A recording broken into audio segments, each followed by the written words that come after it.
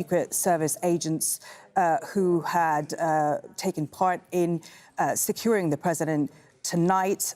If I can just quote what he said, "We saw exactly what our brave men and women do each and every day to protect our protectees." I believe we have Alan Fisher standing by for us. Alan, so just talk us through some of the highlights of what we heard here. We are now starting to get a few more details about the gunman himself. A very unusual night here at the White House. We don't often get the president stepping from an assassination attempt, which is what it appears like on the face of it at the moment, into the briefing room to give the media an update with everyone in their finest clothes with, as he said, evening dresses and tuxedos. The president made it clear that he wanted to continue in the event, but the Secret Service wouldn't allow it. They weren't sure that this was a lone gunman. They weren't sure that the hall was completely secured, and therefore they urged him to return to the White House, which he did. What it appears is that this heavily armed man raced towards a Secret Service checkpoint, and you can see that on the grainy video on the left-hand side of your screen. He was stopped in his tracks by Secret Service. He was not shot by Secret Service. They took him to the ground. They arrested him. Now, clearly shots were fired. That's what was heard in the hall. A number of people started scrambling under tables. We had the incredible moment of Secret Service agents rushing onto the stage, speaking to the president. The president seemed quite taken aback by the news. He himself initially had thought a tray had been dropped or it was gunfire. Well, it was gunfire. And the Secret Service agents spirited him out of the hall along with the First Lady and other members of the cabinet. And on the stage of the White House Correspondents Dinner, we saw Secret Service agents armed with guns standing, looking out over the hall in case there was another threat. Behind the scenes, Donald Trump, as I say, was keen to see the event continue, but Secret Service insisted that he return here to the White House, which he did. He said that he didn't believe that the building was very secure. We're hearing from the police just in the last few minutes that the man who carried the guns was in fact a guest at the hotel. He comes from California. That we got from the president. And he says he must have been slightly deranged to do what he did.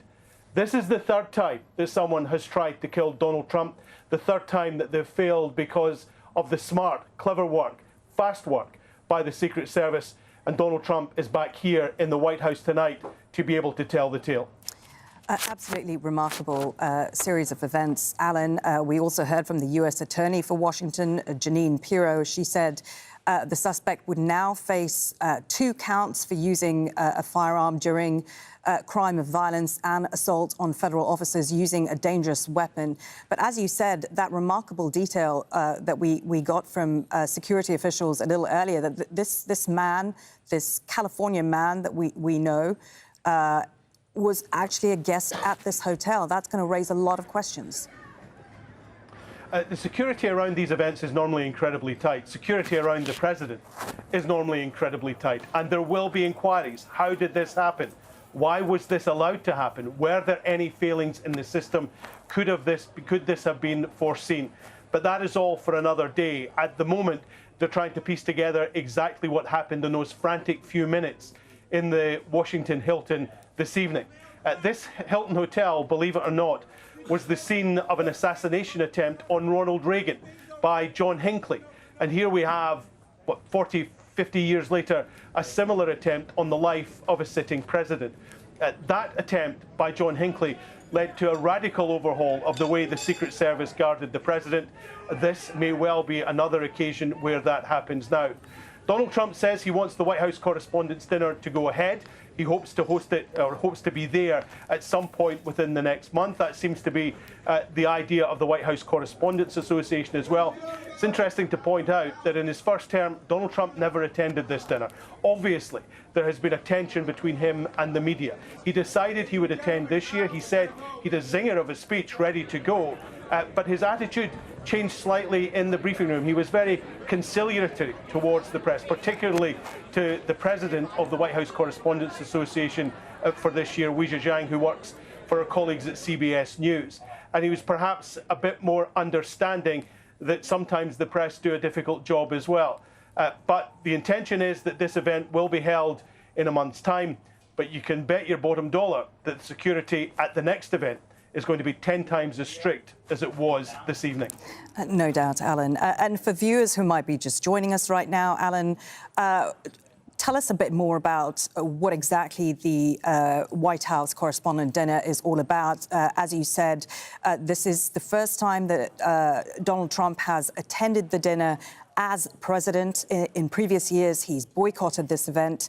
There are a lot of prominent figures in the media, prominent figures from Washington, celebrities who attend this event. I believe there were up to 2,000 people who were gathered in this one place to attend this dinner. It's a big event, and many people trace Donald Trump's determination to run for president back to when he was a guest for NBC before he even thought about running for president. He was roasted from the top table by the comedian Seth Meyers and then by then President Barack Obama. He quietly seethed as he was sitting at his table, and many people believe that stoked within him a fire to run for president. The White House Correspondents Dinner represents all the White House correspondents. They host an annual dinner every year. As you say, about 2,000 people there. Tables are very expensive, but the money raised goes to providing scholarships for young people, those involved in journalism. It also acts as an awards night for those who are represented by the White House correspondents. So it really is a gala evening, and it tends to break off afterwards into numerous after parties. It is known in Washington, D.C. as Nerd Prom, where the Oscars, people who work in journalism could never get into the Oscars. The line is that journalism is the Oscars for ugly people, then they tend to break off and go and celebrate. But it raises a lot of money, it does a lot of good work, and the president is often the guest of honor at these events. It was a surprise when Donald Trump accepted the invitation. And certainly during the last couple of days, he's talked about how he had a great speech, how he was going to be quite combative towards the press, which we expected, how he was going to call them out on some home truths, how he was going to be direct with some of his criticism. He never got the chance to deliver the speech because of those grainy pictures we have seen of someone running towards a Secret Service checkpoint and being stopped by Secret Service. They say he wasn't shot, but clearly someone fired a weapon that resulted in a Secret Service agent being wounded. He, as you have said, is currently in hospital in relatively good spirits. The president says he's actually spoken to him. And then we have the sight of the president in a dinner jacket standing at the podium in the White House briefing room, giving a full briefing to the media, many of whom were standing and sitting in dinner jackets, evening dresses, and some people who even grabbed what they could just to get out the door as soon as they heard the news. It's interesting, Alan, that we are raising this point about the security questions that will have to be asked now in the hours and days ahead. But Jeffrey Carroll, who is the interim chief of the Metropolitan Police Department, when he was speaking to journalists earlier, said the fact that the shots were fired does not mean this was a security failure, and that the checkpoint where the suspect was apprehended was there for a reason and it worked, which is an interesting take on how this panned out. What happens next, Alan? What exactly is going to be thought about at this point?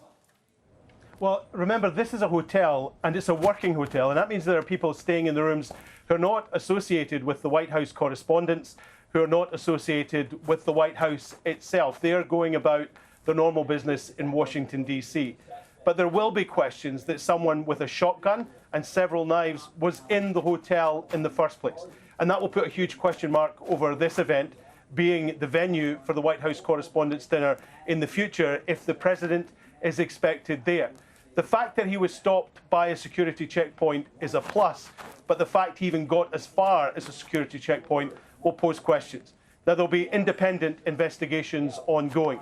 There'll be obviously an inquiry by the FBI where he and counter-terrorism may investigate it. There will be the local inquiry as well. Then there is the Secret Service who guard the president. How close did he get to the president? How much danger was he in? And then there'll be other inquiries as well. They'll all have to be overseen and they'll all report. Now, we suspect that Congress will want to know what happened. Where were the security failures? Anyone who gets within 50 yards, as the president says, with a shotgun and several knives and a handgun, then, despite what the police say, that will be regarded as a security failure. So there'll be many inquiries ongoing. Hopefully someone will tie together all the leads, and we expect there to be recommendations, as there inevitably is after an event like this. There was after Butler. Remember, that happened in Pennsylvania almost 2 years ago. There will be after this as well, with questions to be asked and answered, conclusions to be drawn, and very probably changes to be made.